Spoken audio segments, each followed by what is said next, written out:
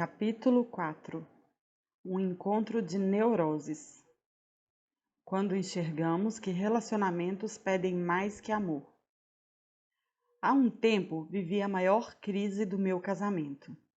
Durante 3 longos anos, a nossa relação parecia um mar revolto. Sempre que nos levantávamos após uma onda, outra maior vinha antes de recuperar o fôlego. De repente, nos perdemos um do outro e de nós mesmos. Lembro de uma vez, durante uma das milhares de tentativas de conversas que tivemos nesse período, em que nos perguntávamos por que não estava dando certo, já que nos amávamos muito. Tínhamos uma relação bacana, cheia de companheirismo e afinidades. Por que aquela crise parecia infinita e impossível de lidar? Por que o que sentíamos um pelo outro não bastava? As nossas afinidades estavam soterradas em choros de criança, contas a pagar e mágoas. Sem conseguirmos dialogar, cada um tinha sua própria lista de "a culpa é sua", com itens os mais diversos. O amor deixou de ser cuidado, olhado, nutrido. Foi perdido na pilha de problemas que surgia em uma velocidade maior que a de que dávamos conta. Queríamos passar muitos e muitos anos juntos, mas não da forma como estávamos vivendo. Até que assumimos que já não sabíamos como cuidar do amor que ainda queria viver, mas que estava machucado demais para se levantar. Iniciamos uma terapia de casal. Cuidamos mais de nós em nossas terapias individuais. Temos aprendido desde então que é fácil se distrair do amor, se perder da intenção de fazer dar certo. Relacionamentos pedem mais que amor. Cresci acreditando que o amor resolvia todos os problemas. Organizava em 2 grandes grupos, que incluíam quase todas as pessoas que eu conhecia.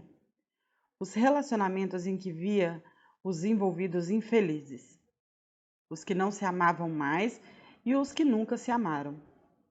Quem não parecia feliz e satisfeito no casamento, no namoro ou em qualquer outro relacionamento. Estava junto por motivos diversos daquele que deveria ser a razão para estar com alguém, o amor. No alto da minha ingenuidade, com sérias pitadas de arrogância, eu classificava o que era o amor e o que era dependência, interesse financeiro, carência e algumas outras coisas. Ora, quem se ama é feliz e faz feliz, certo? O amor é paciente, é bom, suporta tudo. Ainda acredito que damos nome de amor ao que não é amor, mas já não classifico as relações alheias. Já não acredito que basta amor para tudo dar certo, que o amor dá conta de sustentar a relação. Na realidade, é justamente o contrário. A forma como nos relacionamos, escutamos, trocamos e intencionamos as nossas falas e gestos sustenta o amor. E a maioria de nós não aprendeu a fazer isso de forma que cuide do amor. Colocamos na conta do amor as loucuras impulsivas e as inércias passivas. Para a conta do amor vão os nossos sucessos e fracassos, as palavras desmedidas, o medo, o desespero, a carência. Na conta do amor colocamos os gestos impensados, as portas batidas, a insistência em ficar quando o melhor para todos seria ir. Na conta do amor colocamos todas as nossas dificuldades em nos relacionarmos. Acontece que a nossa forma de vivenciar e a de demonstrar o amor e o amor em si não são a mesma coisa. No capítulo em que falamos sobre os pedidos, expliquei que para cada um de nós as palavras possuem significados diferentes. Cada um de nós sente o carinho, o respeito e o tal do amor de formas diversas. Por mais que exista um sentimento semelhante que nos move, nós o experimentamos e vivenciamos da forma que sabemos fazer, de acordo com o que aprendemos que seria amar. Certa vez, Luiz, um amigo, me ligou falando que precisava desabafar. Poucos minutos depois, ele estava em minha casa, chorando, contando sobre uma discussão que teve com a namorada. Falara coisas terríveis para ela, como ninguém deveria falar ou escutar. Tinha medos profundos de perdê-la e, ao sentir a relação ameaçada, agiu de maneira desmedida e impensada. Éramos próximos e eu sabia que ele estava apaixonado e que estava sendo sincero quando dizia que a amava. Mas Luiz tinha péssimas referências do que era amor. Crescera em um lar cheio de chantagem emocional e com excessivos castigos físicos. A mãe faleceu quando ainda era um menino e ele foi educado pelo pai, um homem sisudo e violento. A única referência de carinho que lhe restou foi a avó, que o visitava, mas que não podia assumir a responsabilidade pela sua criação. Luiz havia associado amor a abandono, a impermanência. As pessoas que mais lhe demonstraram amor, carinho e cuidado não ficavam em sua rotina.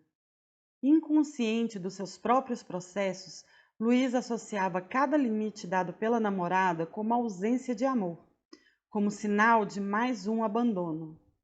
Nesses momentos, o medo gritava alto e os machucados emocionais da infância sangravam em quem não o ferira.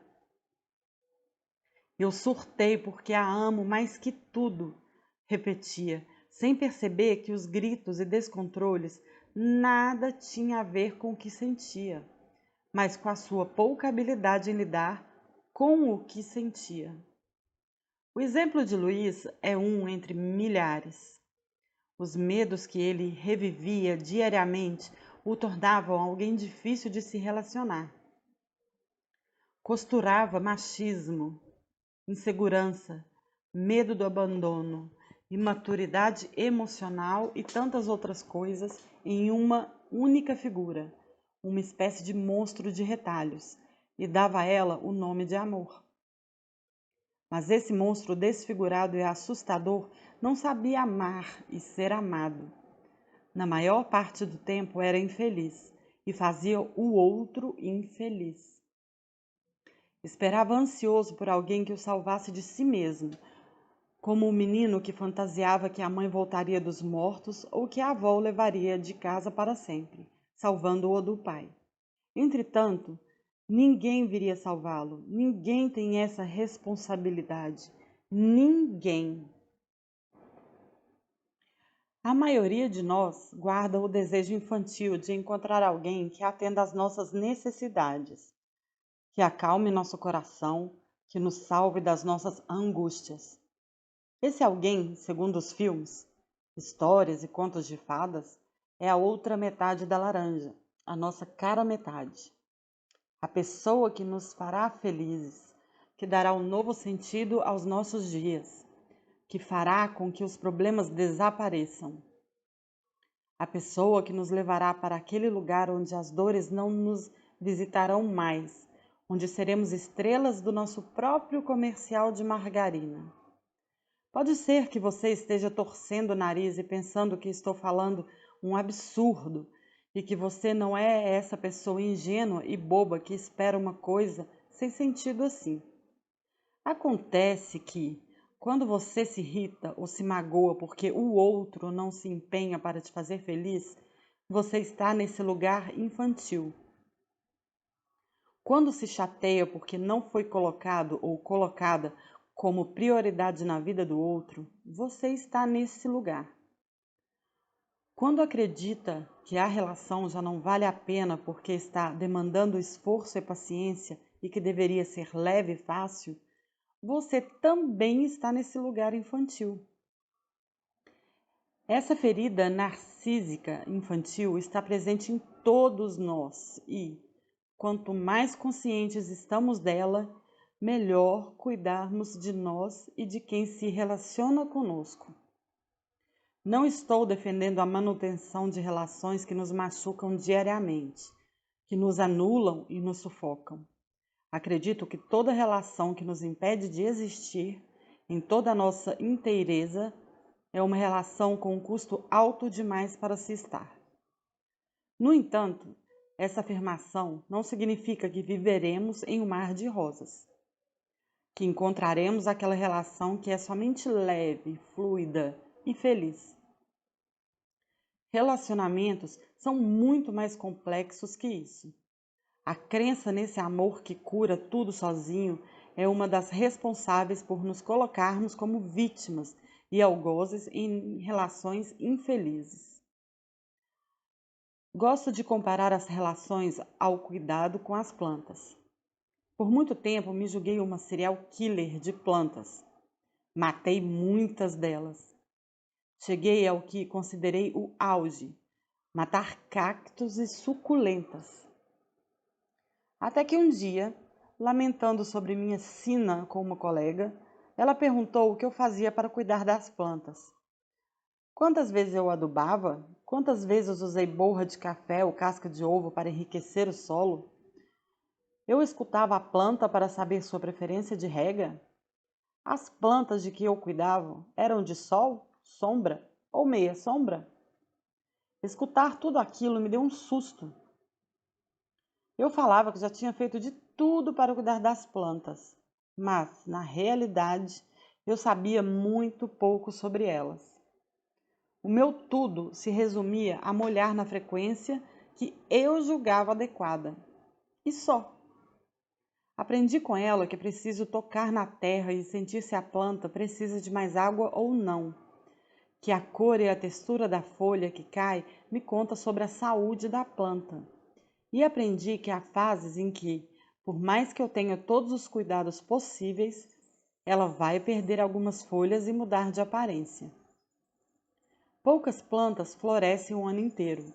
Assim como as plantas, as relações pedem intenção em manter o amor, em cuidar dele, em fazê-lo florir quando tiver de florir, em nutri-lo nas épocas em que as folhas caem e a aparência árida e seca faz pensar que morreu.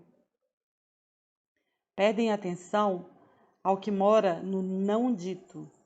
Pedem entrega, vontade de recomeçar depois dos tombos que não achamos que tomaríamos. É desistir de desistir, inúmeras vezes. Relacionamentos são mais complexos do que dizem por aí. Definitivamente, não dá para colocar na conta do amor a responsabilidade de sustentar uma relação. É quase injusto com ele e conosco. A síndrome do alecrim dourado. Quando fui realizar a minha primeira entrevista de emprego, pesquisei na internet as principais perguntas que os entrevistadores costumavam fazer e quais as respostas ideais.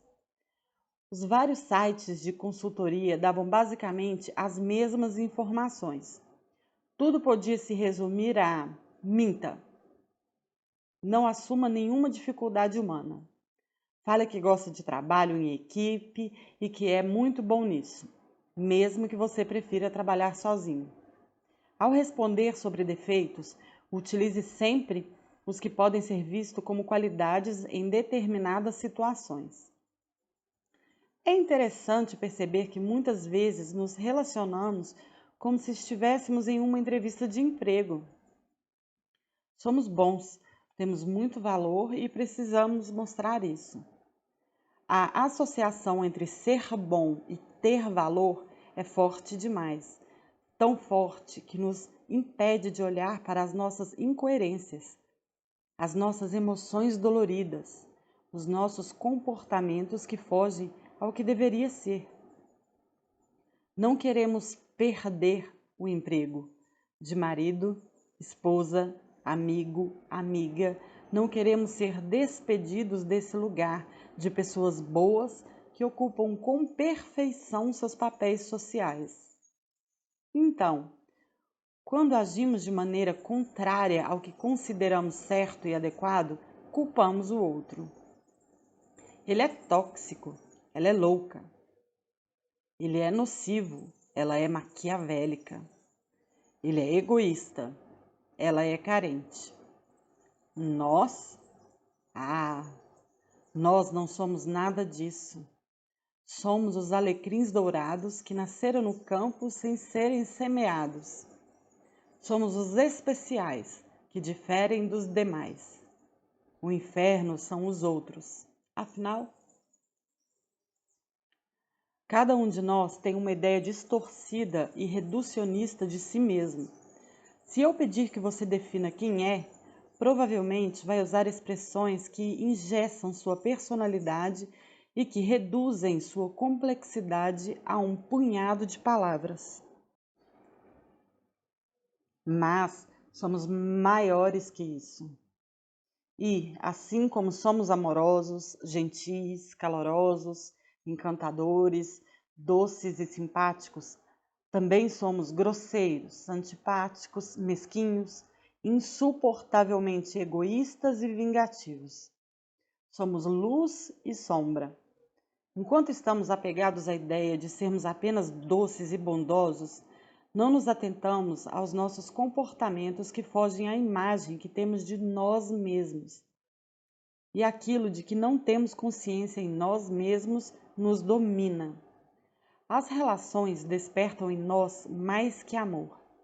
Despertam os nossos medos, as nossas angústias, nos conectam aos nossos padrões. Um dia desses, meu marido e eu estávamos repetindo uma mesma briga que volta e meia vem à tona. Chamo de briga de estimação e acredito que quase todo casal tem uma. Da toalha em cima da cama ao Natal com a família, temos aquelas discussões que parecem reprise umas das outras. Assim que acabamos a discussão e que, para variar, não chegamos a lugar algum, fui dormir pensando por que me irritava tanto com a fala dele. Por que a escuta parecia tão difícil? Por que rodávamos no mesmo assunto sem sair do lugar? Observando meus pensamentos, percebi que eu não queria encontrar uma solução com ele. Eu queria impor a minha. Estava magoada e queria sim, amor, você está certa, com um olhar submisso e leves pitadas de sofrimento. Por trás da postura empática toda trabalhada na comunicação não violenta que eu insistia que tinha, o meu desejo era punir. Havia dor, havia mágoa. Muitas e muitas histórias eram tocadas pela nossa discussão e eu encobria os meus sentimentos em uma falsa camada de empatia e escuta. Notar isso foi maravilhoso. Aqui estava ela, a minha parte vingativa e rancorosa, tomando conta das minhas decisões. No dia seguinte, comuniquei a ele a minha limitação. Amor, esse assunto dói bastante e eu percebi que quero punir você, não te ouvir. No momento, não tenho espaço interno para essa escuta e acho que vou precisar cuidar de algumas coisas em mim para poder conversar. O que você pensa sobre isso? Quando encaramos as nossas feiuras, podemos lidar com elas, observá-las de perto. Paramos de jogar no outro a responsabilidade pelo que sentimos. Paramos de culpá-lo por todas as nossas mazelas. No exemplo que dei sobre o meu marido, eu não parti para o extremo de me responsabilizar por toda a nossa discussão. Não usei a descoberta que fiz sobre mim para me massacrar e, de certa forma, me colocar no centro da situação. Eu apenas comuniquei que estava emocionalmente incapaz de fazer a minha parte na resolução daquele conflito. Assumi a minha vulnerabilidade, assumi o meu rancor. Diversas vezes negamos as nossas reais intenções, porque achamos que são tão feias e indevidas, destoam tanto da imagem que criamos para nós, que simplesmente não podem fazer parte de quem somos. Repelimos, negamos e projetamos no outro o que não aceitamos em nós. Já falamos das nossas necessidades e da forma que aprendemos a atender às nossas necessidades, as estratégias. Precisamos admitir que a maioria de nós tem péssimas estratégias para atender às próprias necessidades. Somos tão guiados pelos medos, pela angústia e pela raiva que mal sabemos do que realmente precisamos e sentimos.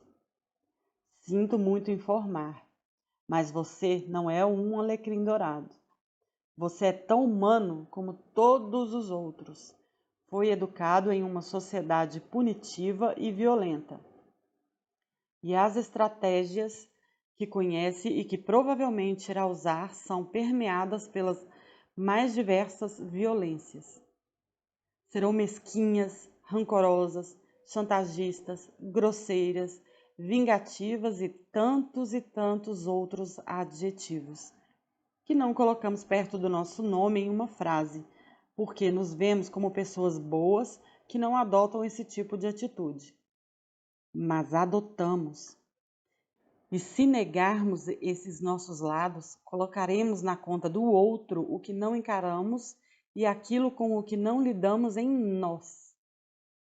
Quando Flávia me procurou, estava em crise na relação com o marido. Ela me disse que precisava conversar com ele de maneira não violenta, mas não sabia como fazê-lo. Flávia era uma mulher de quase 40 anos, com um emprego financeiramente rentável e uma carreira que seria considerada pela maioria de nós muito bem-sucedida. Entretanto, as despesas da família estavam muito altas e o marido era o maior responsável pelas onerosas faturas do cartão de crédito, com gastos que ela julgava absolutamente desnecessários. Almoços e jantares em restaurantes caros, roupas em lojas de grife e relógios. Perguntei como se sentia diante da situação e ela me deu uma lista de rótulos para o marido. Egoísta e irresponsável. Informei que não desejava saber o que ela pensava dele, não naquele momento. Se ela desejava conversar honestamente com o marido sobre a situação, ela precisava ter um pouco mais de consciência sobre o que sentia e queria. Eu sinto que ele não pensa no preço que pagamos para ter a vida que a gente tem. Expliquei que ela ainda não havia me dito o que sentia, que sinto que era mais uma opinião sobre ele. Mas que, mesmo assim, a frase havia sido muito importante para entendermos o que sentia. E qual o preço que vocês pagam para manter a vida que têm? Flávia passou alguns minutos em silêncio. Para ela, o preço era alto, quase insuportável. A empresa em que trabalhava sobrecarregava os funcionários com metas e expectativas irreais. A cobrança era muito grande e era comum ver os colegas precisando de remédios para dormir todas as noites.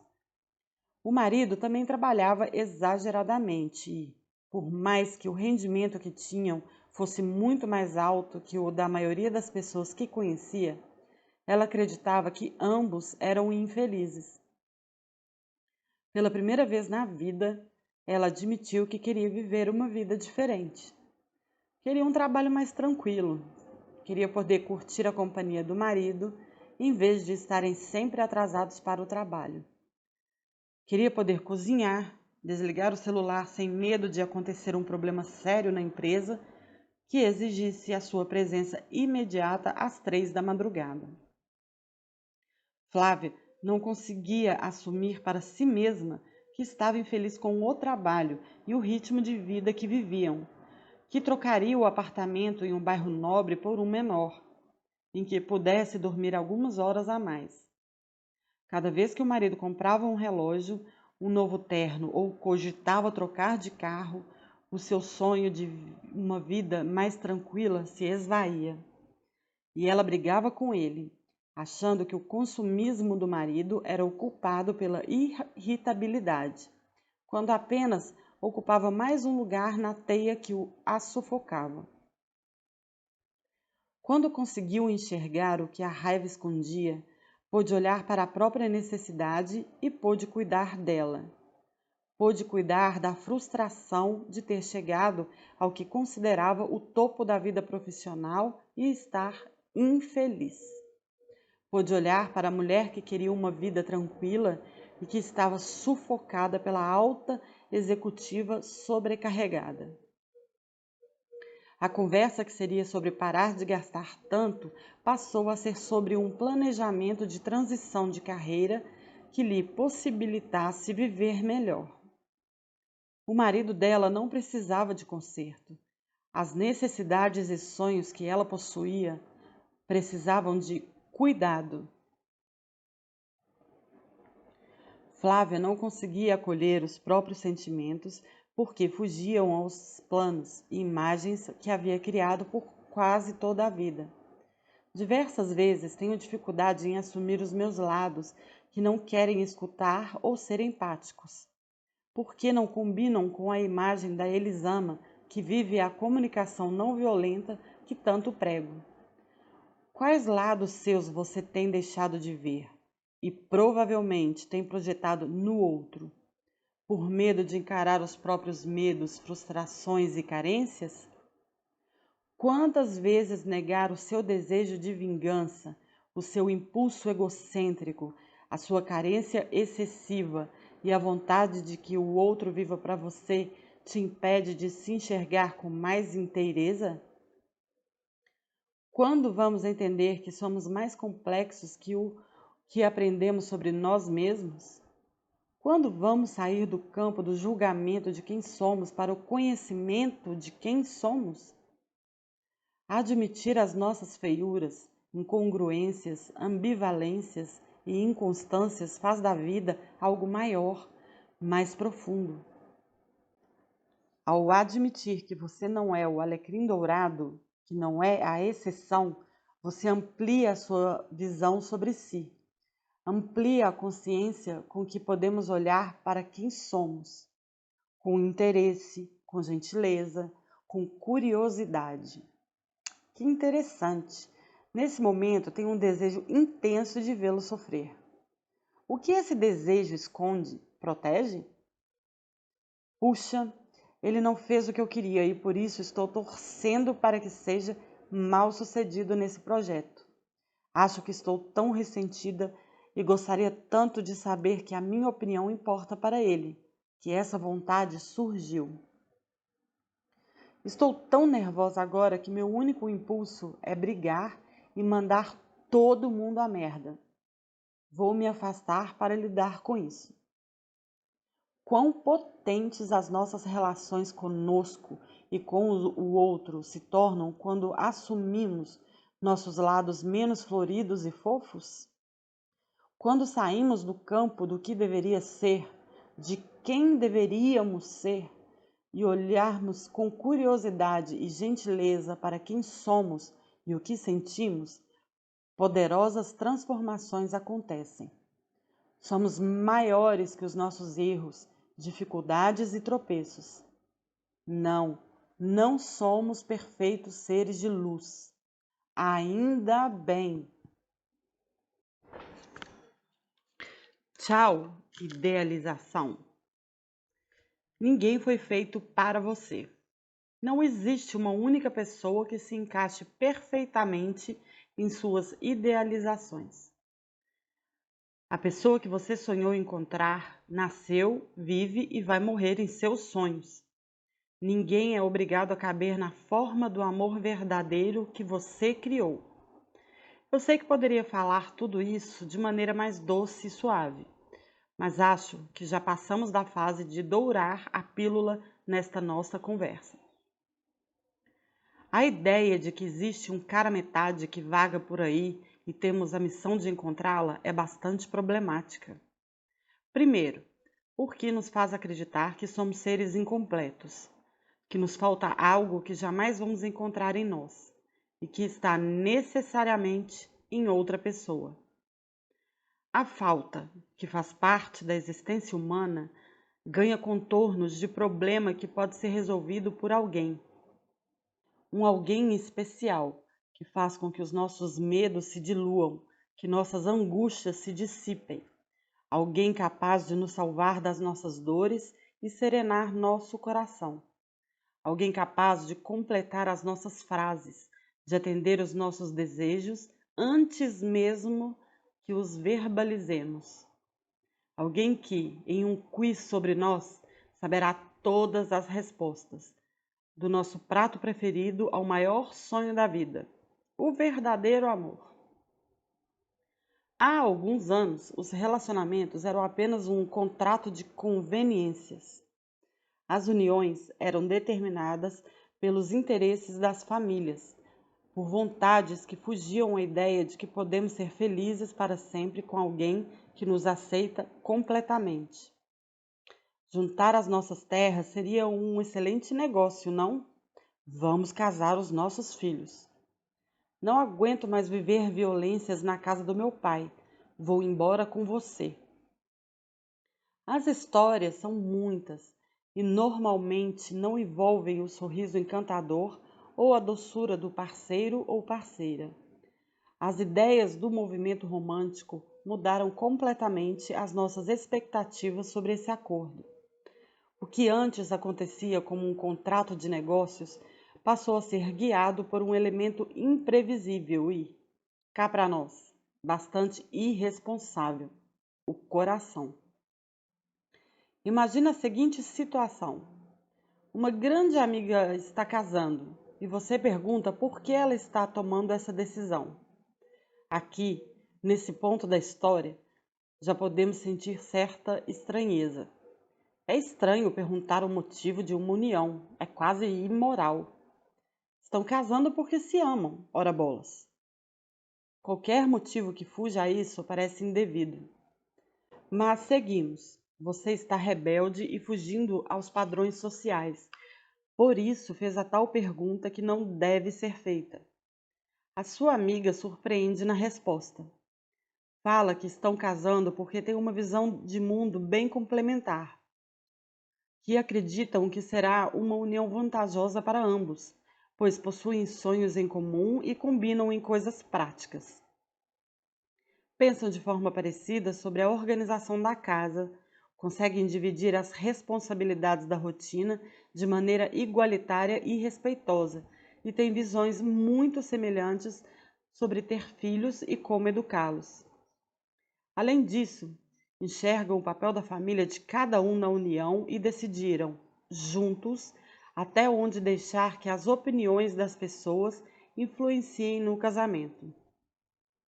Conversam abertamente sobre os defeitos de cada um e decidiram que terão liberdade de falar sobre as falhas um do outro, de maneira a se ajudarem a serem cada vez melhores. Ambos estão comprometidos com seus processos terapêuticos e desejam estar conscientes dos próprios processos para não descontarem suas questões no outro. O que você pensa sobre essa amiga e seu relacionamento? Incomoda? Parece um acordo comercial frio e indiferente? Que resposta não causaria a estranheza? Para grande parte de nós, a resposta que seria normal se reduz a uma frase: estamos muito apaixonados. Ou a versão menos intensa: nós nos amamos. Talvez pudesse ser complementada por algo como: amo o rosto dele quando acorda. E ele é tão gentil comigo, amoroso, dedicado. Nossa, não consigo pensar em viver com outra pessoa. Isso sem falar no sexo avassalador. A gente se entende com o olhar.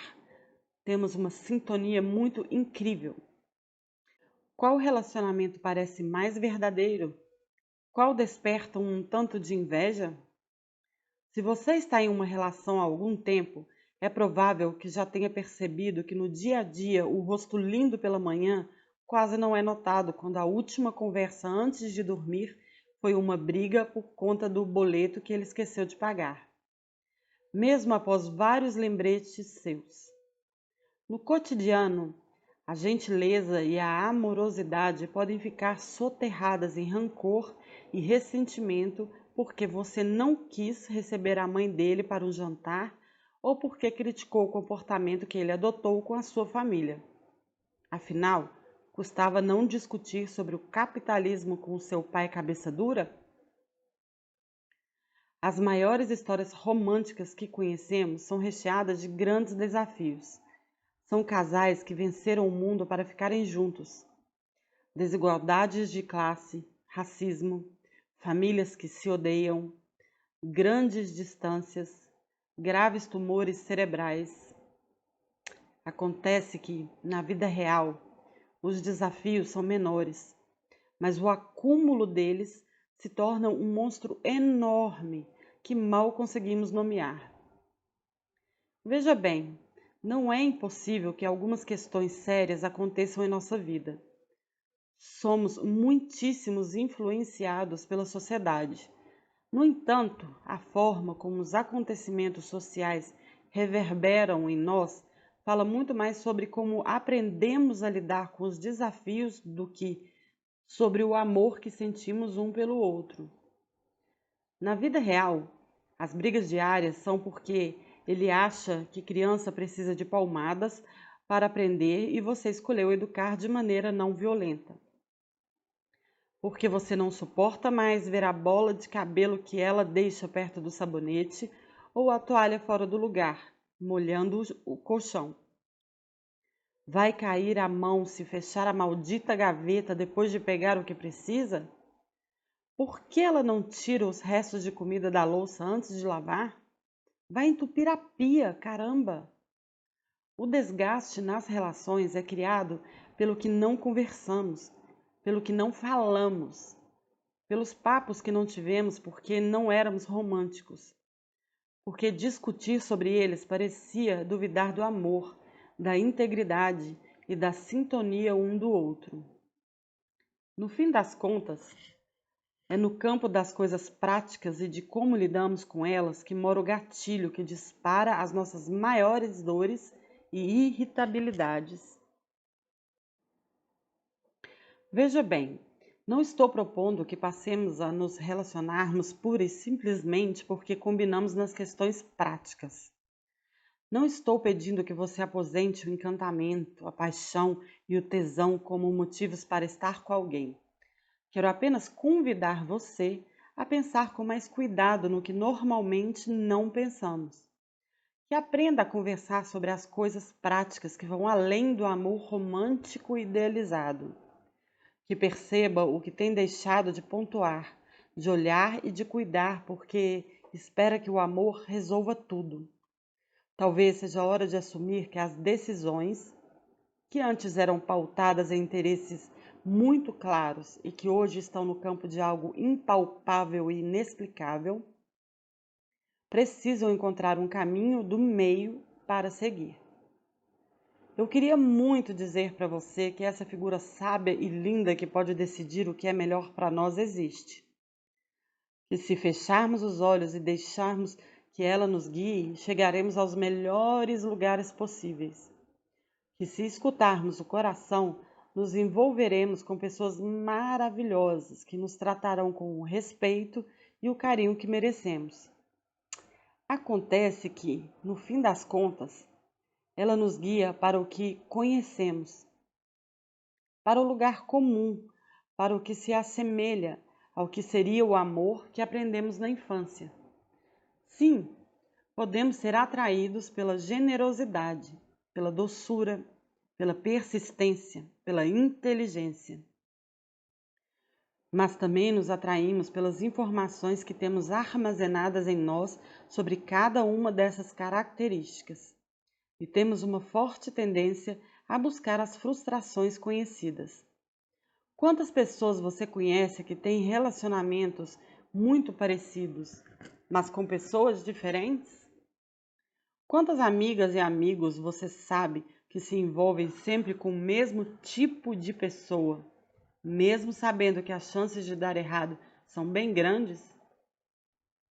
Em quantos namoros você repetiu a mesma discussão, como se A, B ou C fossem a mesma pessoa? Sim, o seu coração esse pacote de emoções e sonhos, vai procurar o amor. Mas vai procurar o amor que conhece. Vai procurar alguém que se encaixe no que ele aprendeu como amor, lá nos seus primeiros anos de vida.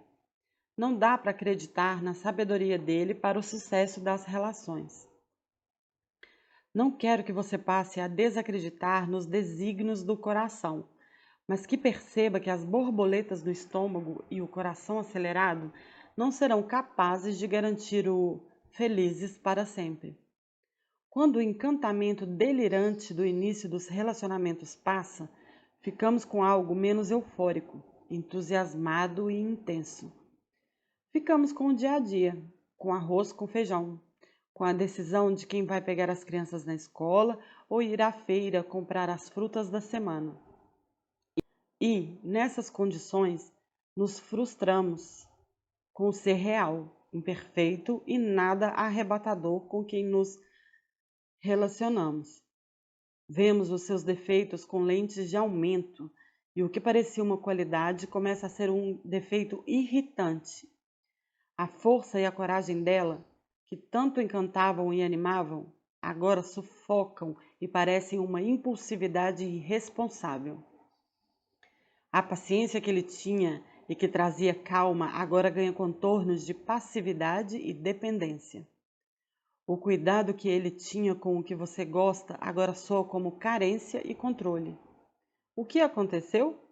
Acabou o amor?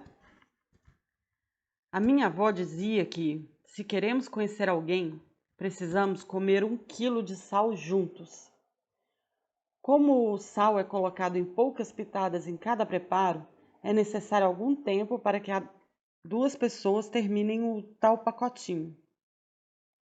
Fato é que, depois de alguns quilos de sal consumidos, as nossas idealizações dão lugar a novos lados de quem somos e que não conhecíamos. E isso nada tem a ver com amor. Relacionamentos pedem ajustes constantes. Por mais perfeitos que sejam, pedirão, volta e meia, uma atualização dos acordos, dos projetos, dos olhares. Aliás, sejamos sinceros, considerando que relacionamentos são compostos por pessoas e, como tal, imperfeitas, não há possibilidade de perfeição em uma relação. Com o tempo, a maturidade e a desconstrução do ideal romântico dos relacionamentos perfeitos, podemos começar a buscar relação com pessoas reais, que não precisam nos fazer felizes, porque essa é uma responsabilidade nossa, mas que estão dispostas a auxiliar no que puderem. Que não precisam ler os nossos pensamentos e adivinhar os nossos quereres, mas que estejam dispostos a aprender a ouvir os nossos pedidos, sobretudo quando saem um tanto truncados. Que estejam dispostas a sentar e organizar a rotina, a fazer combinados sobre o que é responsabilidade de cada um, que tenham consciência das próprias feiuras e que nos ajudem a amorosamente lidar com as nossas. Muito além da disposição do outro, que tenhamos consciência de que relações pedem muito da nossa própria disposição. Se queremos paciência, também precisamos ser pacientes. Se queremos altruísmo, precisaremos exercitá-lo também.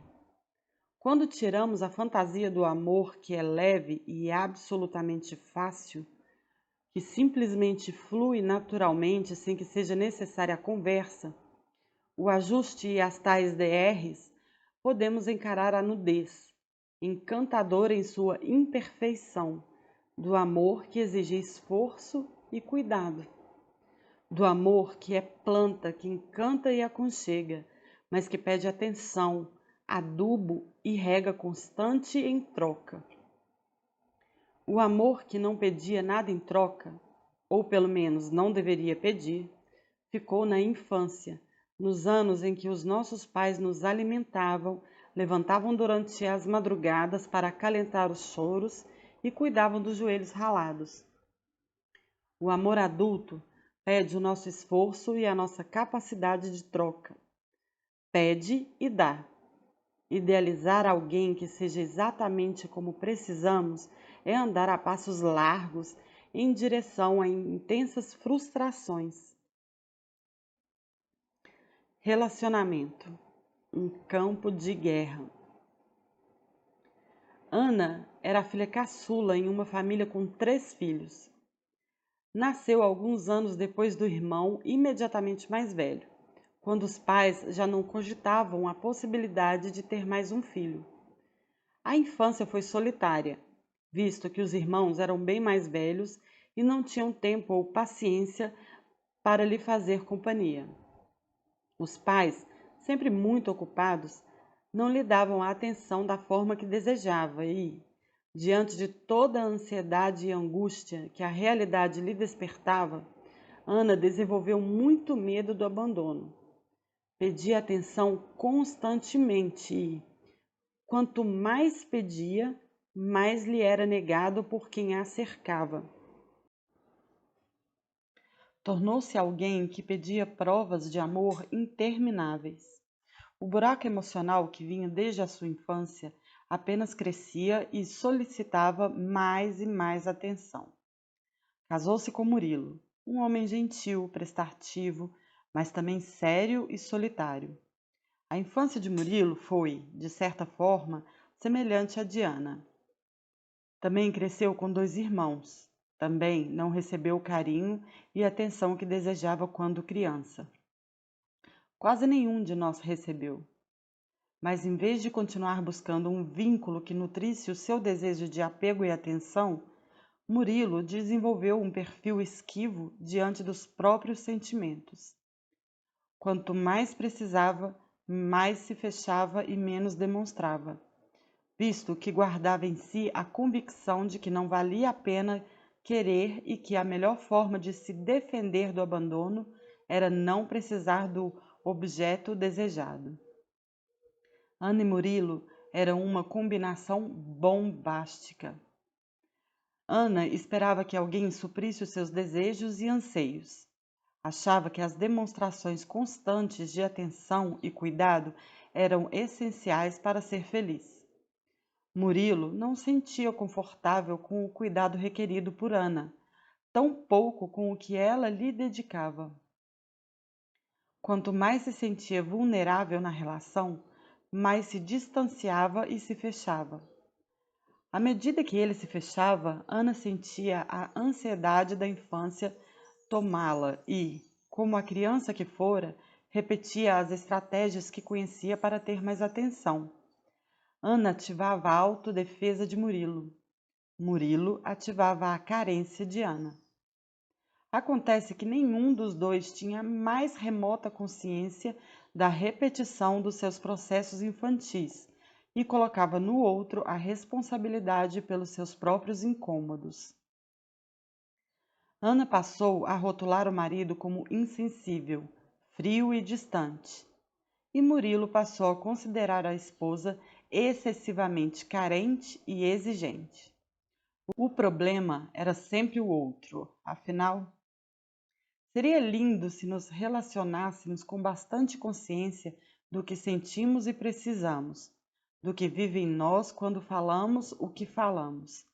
Seria realmente incrível se conseguíssemos separar nossos parceiros e parceiras das nossas histórias infantis e das vivências que nos marcaram e traumatizaram na infância.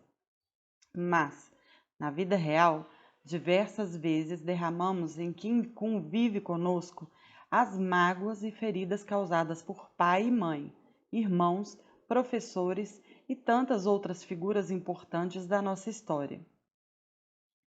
Julgamos neles as nossas projeções, transferimos as nossas dores.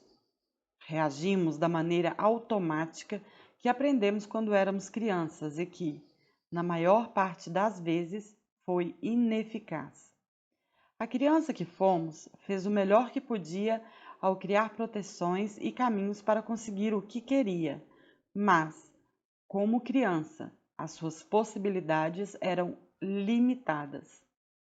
Sim, Ela fez o melhor, e o melhor dela foi insuficiente. Talvez, se Murilo pudesse ver a vida de Ana como um filme, conseguisse reconhecer, nas exigências excessivas da esposa, a criança que ela foi, pedindo aos pais que lhe dessem atenção, pedindo aos irmãos que parassem de tratá-la como alguém que não era da família. Quem sabe, observando a pequena Ana chorando sozinha no seu quarto, ele pudesse entender que toda a carência da companheira tinha raízes muito mais antigas que a presença dele em sua vida. Com esse olhar que enxerga com amplitude, ele poderia acalmar a criança que falava, volta e meia, pela boca da mulher de quase 40 anos. Talvez, se Ana pudesse ver o pequeno Murilo pedindo colo para a mãe e recebendo a resposta de que ela não tinha tempo para ficar escutando bobagem de criança, ela tivesse um pouco mais de paciência com os momentos em que o marido se fechava em seu mundo em vez de dividir as suas angústias. Contudo, os nossos parceiros não vêm com um manual ou um livro de histórias de infância. Poucas vezes chegam em nossa vida com consciência dos reflexos da própria infância, na forma com que agem, amam, falam, escutam. E cada gesto, cada desentendimento, cada não dito se torna algo absolutamente pessoal, uma prova de que não combinamos, que não damos certo, que o amor verdadeiro, a relação de paz e tranquilidade que tanto merecemos, estão a nos esperar na próxima esquina, na próxima pessoa que encontraremos assim que essa, absolutamente imperfeita, sair do caminho. Veja bem, não estou aqui afirmando que, por saber que os comportamentos de cada pessoa com quem nos relacionamos têm raízes muito anteriores à nossa chegada em sua vida, que dentro de cada um de nós tem uma criança fazendo o seu melhor, devemos aceitar toda e qualquer atitude dos nossos parceiros com paciência, amor e brandura. Existem feridas emocionais que tornam a pessoa muito hábil em ferir quem se aproxima. Existem comportamentos inadmissíveis. Não utilize as minhas falas até aqui para ativar a capa esvoaçante da heroína ou do herói codependente. Você não é terapeuta de quem se relaciona com você. Respeite os seus limites. Um olhar empático ao comportamento do outro torna a relação mais madura e saudável e pode, inclusive, tornar o fim menos pessoal e dilacerante. Não é uma desculpa para se permitir violentar em nome de salvar ninguém. A maioria das mulheres escutou que o amor transforma tudo, que aquele cara mulherengo, descomprometido com a vida e com o outro, pode se tornar alguém doce, gentil, amável e companheiro, se encontrar a pessoa certa. Aquela pessoa que fará com que ele enxergue a vida com outros olhos, que o faça virar alguém responsável e comprometido. Não vai acontecer. Por mais que você queira acreditar que seu amor tem superpoderes, que pode curar as feridas e dores do outro, ele não tem toda essa potência. Podemos ser parceiros de jornada de quem deseja aprender a cuidar de si e do outro. Podemos ser companheiros e companheiras de quem se esforça para ser cada vez melhor. Mas não temos o poder de carregar ninguém no colo e dar passos em seu lugar. Fato é que cada um de nós tem as suas questões, marcas e cicatrizes das histórias que viveu. Cada um de nós tem os seus traumas de um passado que não passou de verdade. Cada um de nós é, em parte, uma criança imatura com medo de perder o amor de quem está perto. Por mais que busquemos relações maduras e emocionalmente inteligentes, conviveremos com o medo de perder o amor, a companhia e o cuidado do outro. Temos medo de perder as coisas boas que construímos e que temos em nossa vida. E, diante do medo de perder, fazemos coisas burras, irracionais e completamente distantes do que queremos conseguir. Queremos que a pessoa siga nos amando e agimos das maneiras menos amáveis que conhecemos. Cobramos, reclamamos, criticamos, brigamos. Queremos ser escutados e tentamos conseguir essa escuta nos fechando em nossas questões e esperando que o outro adivinhe nossos pensamentos. No campo das relações, somos todos, sem exceção, um pouco loucos e ilógicos. Estar em um relacionamento é algo difícil. A pessoa com quem dividimos a casa, as contas, os projetos para o futuro e a responsabilidade de educar os nossos filhos é alguém que chegou mais perto que o que deixamos qualquer outra pessoa chegar. Dividir a cama com um estranho é um exercício de confiança constante. Sim, estranho. Por mais que desejemos mapear a pessoa que conhecemos, que afirmemos para nós mesmos que sabemos quem é, como se sente e o que deseja, cada pessoa é única e tem um universo imenso que não conseguimos saber e acessar. Passaremos toda a vida conhecendo quem amamos. Se mal conhecemos a nós mesmos, imagine ao outro. Acontece que toda essa proximidade, toda essa vulnerabilidade que a relação pede, faz com que projetemos no outro capacidades e poderes que ele não tem. Lembramos da época em que éramos crianças e nossos pais resolviam todas as nossas questões. Magicamente colocavam a comida na mesa, resolviam os nossos problemas e faziam o mundo parecer menos assustador. Como nossos parceiros e parceiras não são capazes de fazer o mesmo? Como não fazem a angústia ir embora? Como não conseguem fazer a dor desaparecer? Como não providenciam a cura das nossas ansiedades e angústias? Se nos amam, por que não dão um beijo no dodó e ele simplesmente melhora? Colocamos no ser imperfeito e emocionalmente caótico e atrapalhado com quem convivemos a expectativa de que nos faça felizes.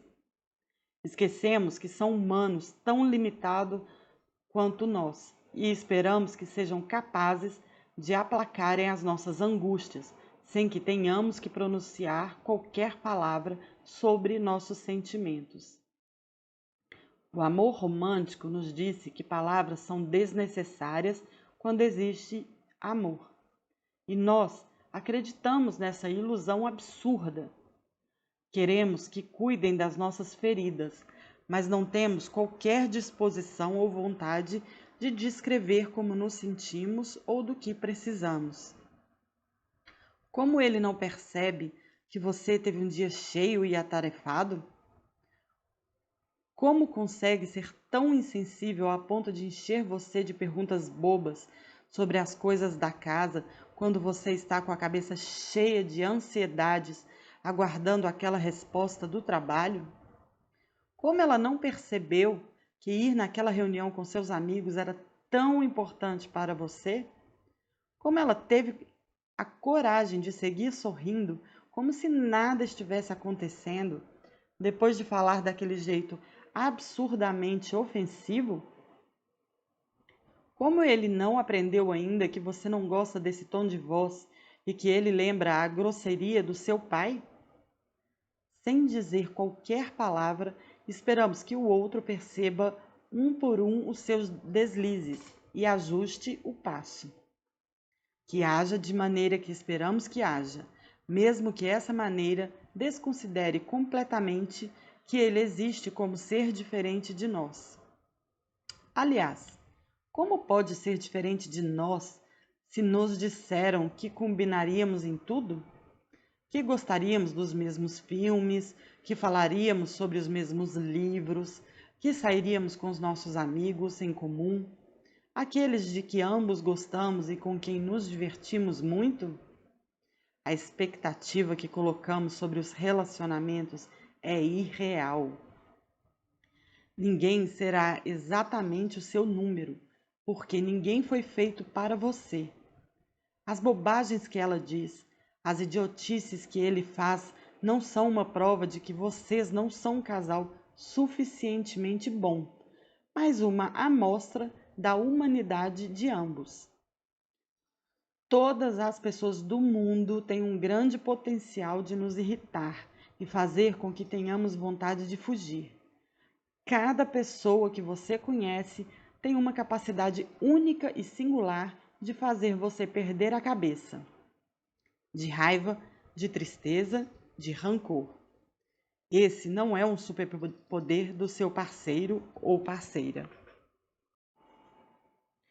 Aquele cara lindo que você encontrou na fila do mercado e que fez você se perguntar se seria mais feliz longe do seu marido irritante, tem um potencial gigantesco de ser impaciente, crítico e tão egocêntrico quanto o seu pai. Aquela moça com um sorriso incrível e uma conversa encantadora tem uma enorme chance de lembrar as cobranças excessivas da sua mãe ou a irresponsabilidade afetiva do seu irmão. A maior diferença entre eles e a pessoa com quem você dorme e acorda diariamente é que você ainda não comeu alguns quilos de sal com eles. Ainda não se aproximou o suficiente para enxergar os defeitos e imperfeições por trás dos efeitos especiais. Não existe a pessoa perfeita que não vai despertar dores antigas em você. Relacionamentos amorosos despertam nossos lados mais amáveis e os menos adoráveis. Despertam os nossos sorrisos e as nossas lágrimas. Não dá para ficar apenas com a parte boa. Ninguém vem com essa opção. Nossos amores vão tocar em pontos sensíveis em nós com mais frequência do que gostaríamos. Relacionamentos são campos minados de egos feridos. São uma guerra de projeções e transferências. O melhor que podemos fazer por nós, pelo pobre ser que precisa lidar com as nossas minas muito bem escondidas e pela relação, é prestar atenção no que vive em nós e comunicar com respeito e paciência. É começar a mapear os nossos machucados. Volta e meia, pequenos comentários viram uma ofensa indefensável porque tocam em nossas dores mais profundas. Lembro de uma vez que eu estava preparando o almoço, enquanto meu marido cuidava das crianças. A banana da terra era um dos acompanhamentos, e eu gosto dela em uma textura, e ele em outra. Assim que percebi que a minha estava cozida no ponto que gosto, retirei da panela e coloquei no prato.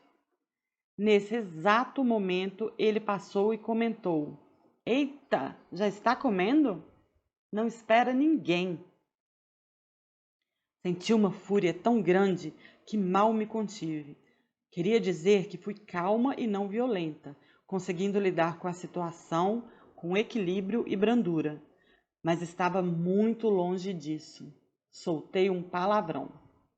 Respirei fundo, porque já aprendi que geralmente, quando a minha reação é intensa demais, estou transferindo para ele coisas que são da minha história.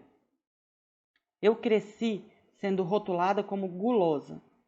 Escutei inúmeras vezes que mamava com a boca em um peito e a mão agarrada ao outro, enquanto o leite escorria, mostrando o meu exagero. Esse é um comportamento comum para muitos bebês, mas, para os meus pais, aquele era um sinal de que eu era uma criança gulosa. Sempre que ia pegar algo na panela, havia alguém para me dizer que eu não podia comer tudo, que, se não me regulassem, eu não teria limites.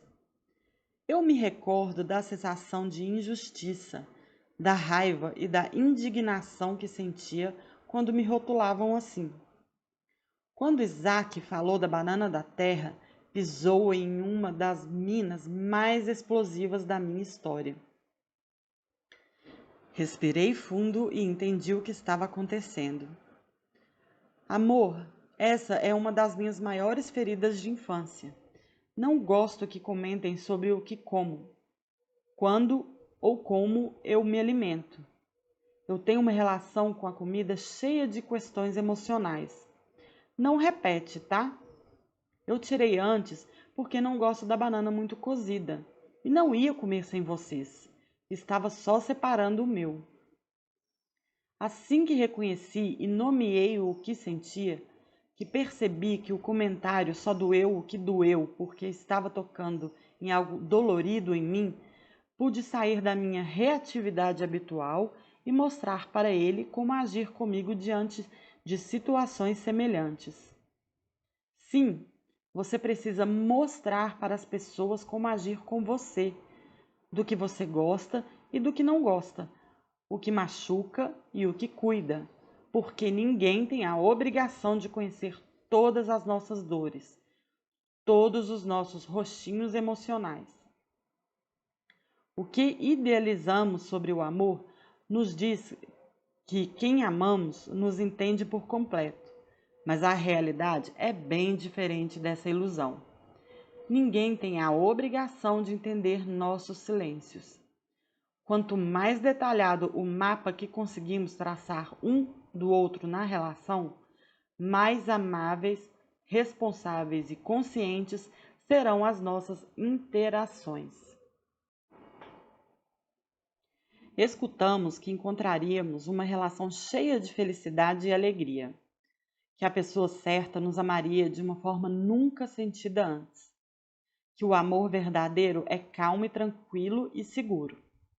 Acontece que convivências intensas são, muitas vezes, o cenário das nossas maiores guerras.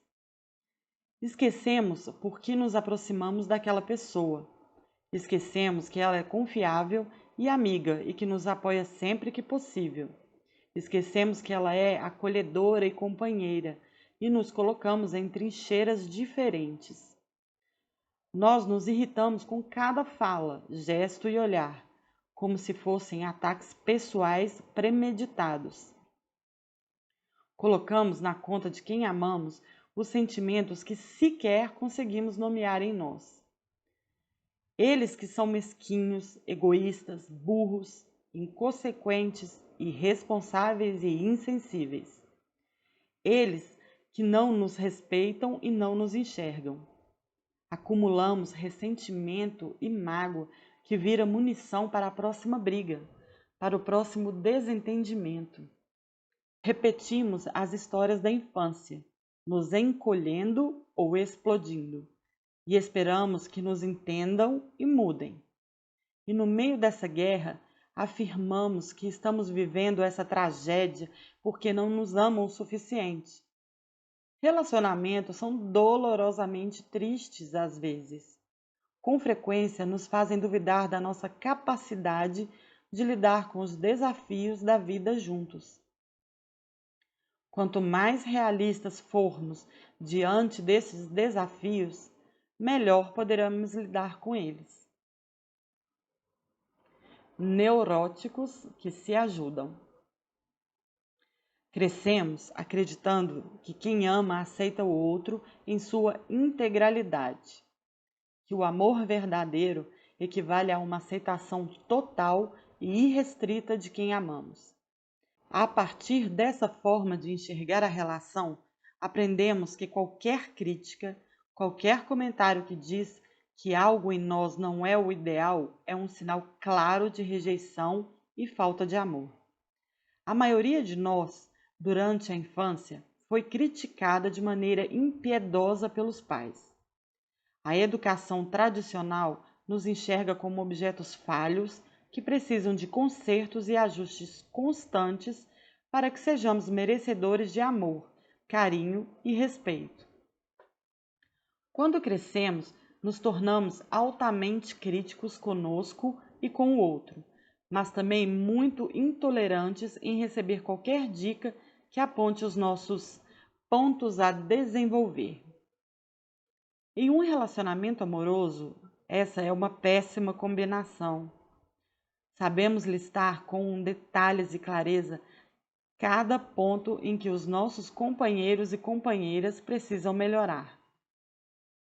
Você sabe perfeitamente que ele precisa ser mais organizado com as coisas dele e da casa, que precisa prestar mais atenção às necessidades das crianças. Você também está cansada de ter de falar onde ficam os utensílios da cozinha. Ele, por acaso, é um visitante em casa. Talvez você já tenha tentado falar com ela que não gosta do quanto toma o seu espaço na pia do banheiro. Mal cabe o seu desodorante. Afinal, como ela não percebe isso? Você também acha que ela às vezes é invasiva com as brincadeiras que faz com seus amigos, mas todas as vezes que tenta falar, as brigas se instauram de uma maneira quase irreversível. Você tem certeza de que, se o outro corrigisse os erros que você enxerga com tanta clareza, o casamento seria perfeito. A relação seria ótima e duradoura. Ele ou ela é quem estraga tudo. Acontece, querido ou querida alecrim dourado, que quem vive com você também é capaz de fazer uma lista bem grande de coisas absolutamente irritantes e enlouquecedoras que você faz. Um relacionamento é composto por duas pessoas imperfeitas, atrapalhadas e com grande potencial de levar o outro à loucura.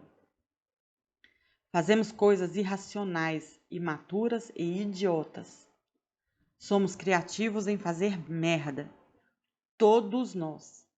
Quanto mais você se considera o lado perfeito e impecável da relação, maiores as chances de estar atropelando quem convive com você, sem ter a mais remota noção disso.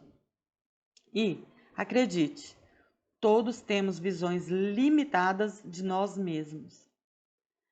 Certa vez, em uma das nossas sessões de terapia de casal, eu me queixava da dificuldade que meu marido tinha de comunicar o que pensava. Lá estava eu, abrindo meu coração, falando do quanto me esforço para ser empática e legal, e que ele seguia sendo inacessível emocionalmente. Depois que falei, Isaac começou a falar e eu o interrompi, sem perceber. A nossa terapeuta, com o dom que tem de nos sacudir e chamar para a realidade, me perguntou se tinha visto o que fiz. Não, eu não tinha visto. Sinal de que era uma prática comum em nossa relação, e eu não fazia a mínima ideia. Elisama, Isaac demonstrara uma dificuldade de se comunicar com você. Ele não tem a sua eloquência, e você atrapalha quando o interrompe. Ele estava se esforçando. É isso, Isaac? Sim, ela parece uma pugilista. Me coloca no canto das cordas e quer que eu fale, e nem me dá tempo de pensar. Eu quis me defender, mas seria em vão. Talvez, se não tivéssemos uma testemunha, se estivéssemos só nós dois, eu insistisse em dizer que eu estava interrompendo porque ele não falava. Somos ilógicos, irracionais e imaturos. Você e eu, não somente nossos companheiros. Uma das coisas mais bonitas que aconteceu em minha relação foi poder assumir que sou imperfeita, que posso ser enlouquecedora e que nada disso diminui o meu valor. Quando não deixamos que esses pontos diminuem a noção do nosso valor próprio, levamos as nossas relações para outro nível de parceria. Em vez de nos alimentarmos da ilusão de que seremos perfeitos para o outro exatamente como somos, que nada em nós precisa melhorar e evoluir, partimos para o outro tipo de promessa, mais realista e respeitosa conosco e com quem está conosco. Esquecemos o somos perfeito um para o outro e iniciamos uma jornada de nós nos gostamos e nos amamos, mesmo sabendo que somos irritantes, por vezes egoístas e birrentos. Temos inúmeros defeitos que surgirão de forma aparentemente aleatória em nossa relação. Nós nos comprometemos a exercitar a paciência conosco e com o outro, a tentar ser o adulto quando o outro estiver em seus momentos mais regredidos e infantis. Vamos aproveitar essa convivência tão próxima e intensa para aprendermos com os nossos erros e evoluirmos juntos. Entre nós será seguro pedir ajuda, errar e escutar o feedback do outro diante do nosso erro. Nós nos esforçaremos para lembrar que somos humanos e, como tal, fazemos merda. Prometemos reparar os inúmeros erros que cometeremos pelo caminho e nos comprometeremos, por último, a cuidar do nosso amor em vez de esperar que ele cuide de nós. Não parece mais maduro e realista se posto assim? Para tornarmos as nossas relações mais emocionalmente seguras e profundas, seguem algumas dicas. Assuma que não é perfeito ou perfeita. Somos todos neuróticos, já dizia Freud. Todos temos pontos sensíveis e explosivos. Temos histórias tristes e difíceis na infância, mesmo que não sejamos capazes de dar para elas esses adjetivos.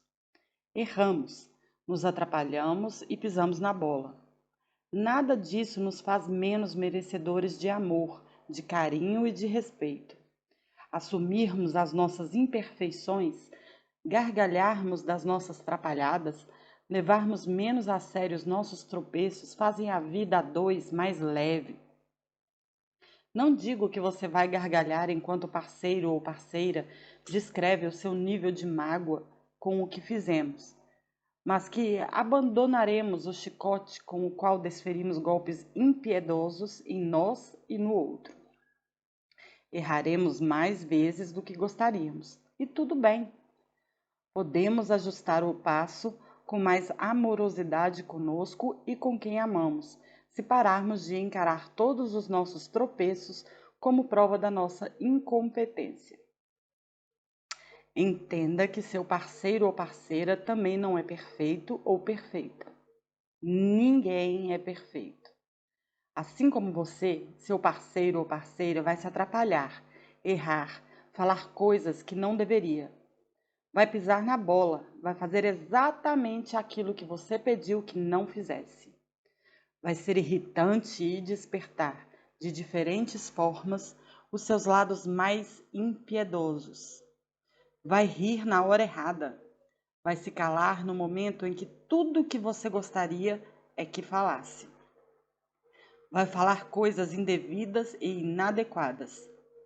Infelizmente, vai usar informações importantes sobre você para magoar, em momentos de puro medo e desespero.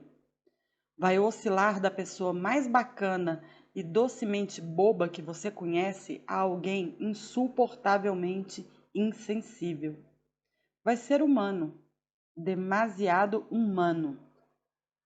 A pessoa perfeita não existe, não está te esperando no próximo encontro ou em um aplicativo de relacionamentos. Se tiver alguém ao seu lado disposto a olhar para os lados mais duros de si mesmo e aprender com eles, você tem uma relação com grandes chances de manter equilibrados os momentos de tristeza e alegria. Uma das coisas mais belas que nossos parceiros podem nos oferecer é a vontade de evoluir e crescer, o que não significa que ele ou ela se tornará quem você deseja. A evolução não é se encaixar em sua forma, ok? Seja gentil ao dar feedback e ao receber também. Um casal que se permite falar sobre os erros, tropeços e trapalhadas cometidos por cada um estabelece uma parceria potente. Conversem sobre o que sentem quando escutam uma crítica. Observe como você escuta e como fala, em que foca quando fala, na sua intenção. No capítulo 2, abordamos formas de falar, e no próximo capítulo trataremos sobre como escutar. Aplicar tudo isso às pessoas que mais amamos é muito difícil. A carga emocional, as nossas expectativas, as projeções e os pesos que colocamos nessas relações são diferentes de quaisquer outras. Seus amigos não costumam apontar os seus erros e insistir que você melhore esse ou aquele ponto por um motivo simples. Eles se despedem de você em poucas horas. Seus amigos vão dar tchau para os seus pontos mais irritantes quando você for embora. Eles são mais bondosos com as suas características, porque elas não influenciam diretamente a vida deles. Não é com eles que você divide os boletos, a cama e a responsabilidade de educar seres humanos. Um relacionamento amoroso de longo prazo pede um grande investimento emocional, de tempo, de vida. Seja gentil com você e com quem está nesse grande jogo com você. Não tente transformar o outro. Você não terá o poder de mudar quem está com você a ponto de transformá-lo em outra pessoa. Talvez ele nunca seja tão doce e carinhoso quanto você espera. É provável que ela não se transforme em alguém paciente e ponderado como você gostaria. Esperar que o outro nos dê algo que ele não é capaz de dar é pedir para se frustrar. Ninguém será capaz de nos dar tudo. É cruel e irreal esperarmos que uma única pessoa supra todas as nossas necessidades. Não espere que a pessoa que ama mude para se encaixar no que você deseja. Há algum tempo, um casal de amigos me trouxe um conceito que amo. Nas relações, um traz a pera, o outro traz a maçã. Ninguém vai trazer as uvas, as maçãs, as peras e os kiwis que você deseja. Esse ser imperfeito com quem você se relaciona pode evoluir e melhorar em diversos pontos e permanecer absolutamente irritante em tantos outros. Com quais você consegue lidar? De qual das suas idealizações você vai abrir mão para que essa relação se mantenha? Você, eu e nós. Conheci Leila há alguns anos. Estávamos ambas viajando. Eu a trabalho, ela a lazer. Enquanto conversávamos no aeroporto, dividimos um pouco das nossas histórias. E ela me contou que estava indo para a Europa com amigas. Imediatamente imaginei que ela era uma mulher solteira. Depois de alguns minutos de conversa, ela comentou que era casada. Eu imaginei que o casamento estava em crise, claro. O marido ligou, e a minha ideia de que ela estava fugindo por uns dias para adiar o divórcio foi para o ralo. Eles se trataram com doçura, carinho e certa cumplicidade. Pareciam um casal que se relacionava com respeito. Fiquei curiosa. Eu era uma mulher com pouco tempo de casada, ainda muito mergulhada em várias ideias românticas e irreais sobre os relacionamentos. Como assim ela estava passando 10 dias de férias longe do marido? Não me contive e perguntei por que não iam juntos. Querida, nós viajamos separados uma vez ao ano. Essa é a receita de um casamento feliz. Eu sorri e pensei, não mesmo. Não vou querer viajar sem meu marido. Depois de mais de uma década de união, acredito verdadeiramente na receita da felicidade da Leila. Um tempo de diversão e alegria separados nos melhora quando estamos juntos.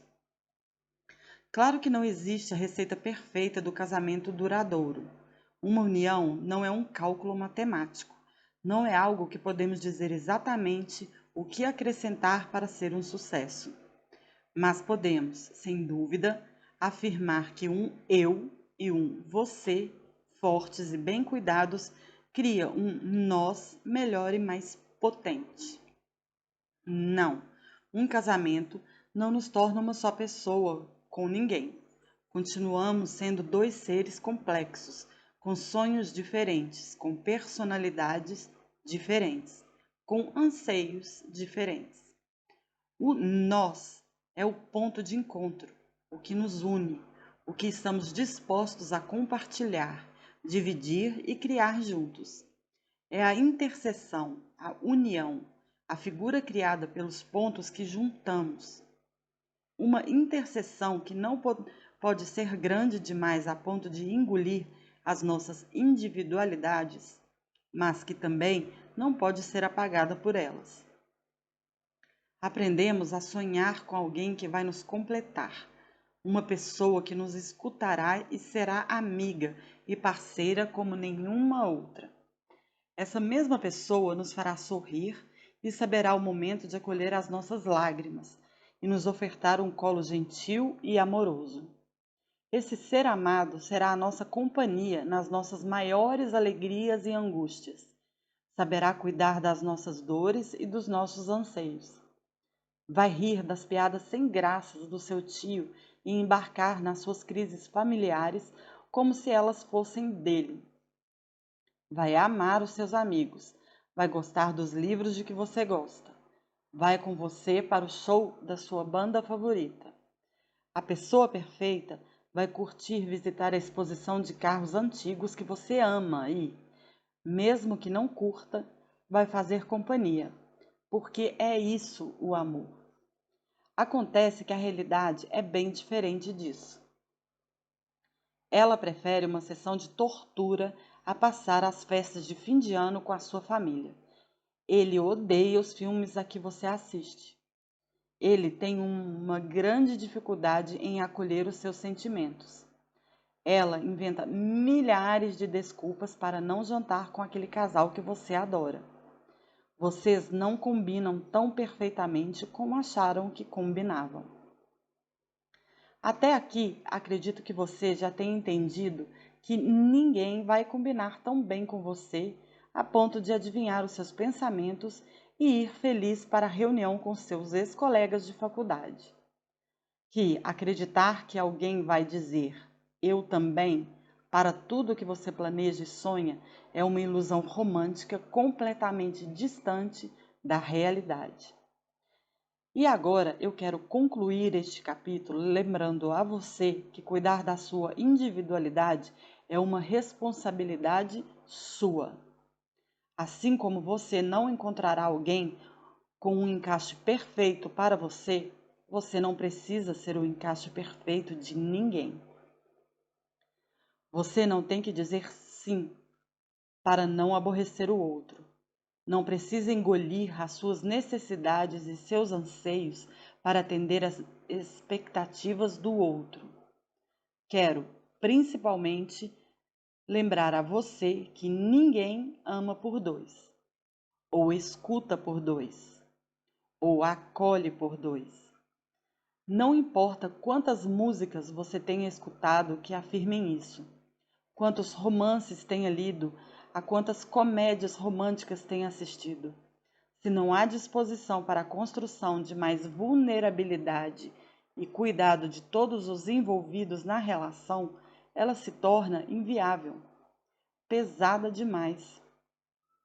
O nós não pode sufocar o eu. Mulheres são sobrecarregadas em nossa sociedade com a responsabilidade de cuidar. São instruídas a serem compreensivas, observadoras, acolhedoras, amorosas e doces. São presenteadas com bonecas bebês e aprendem a suprir suas necessidades imaginárias. Brincam com a boneca e o boneco de casinha e são estimuladas a acreditar que encontrar um marido e ter filhos é o auge da sua vida. Esse fenômeno social faz com que meninas e meninos cresçam acreditando que possuem papéis determinados nos relacionamentos. Namoram e casam alimentando a ideia de que elas são naturalmente boas em cuidar do outro, compreender e escutar, e que eles são incapazes de lembrar da consulta médica para investigar aquela dor de cabeça que se repete infinitamente. Enquanto elas mergulham em leituras, pesquisas e vídeos sobre relacionamentos, muitos homens seguem sendo passivos na construção de conversas mais profundas, respeitosas e autênticas consigo e com o outro. Não sei qual o seu gênero ou se identifica com algum, mas, dentro da forma com que fomos educados, todos temos os requisitos de uma cultura machista, patriarcal, que aprisiona mulheres e homens a características e padrões que não fazem sentido para si. Descobrir quem somos nas nossas relações para além das expectativas românticas e sociais é um desafio que demanda tempo e dedicação. Defender o que importa para cada um de nós é uma missão importante e essencial. Sim, volta e meia iremos ceder em nome da felicidade do outro, mas que esta não seja a regra em nossa vida.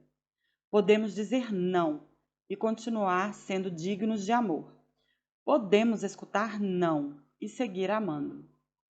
Você pode ter limitação na escuta e na disposição com o outro.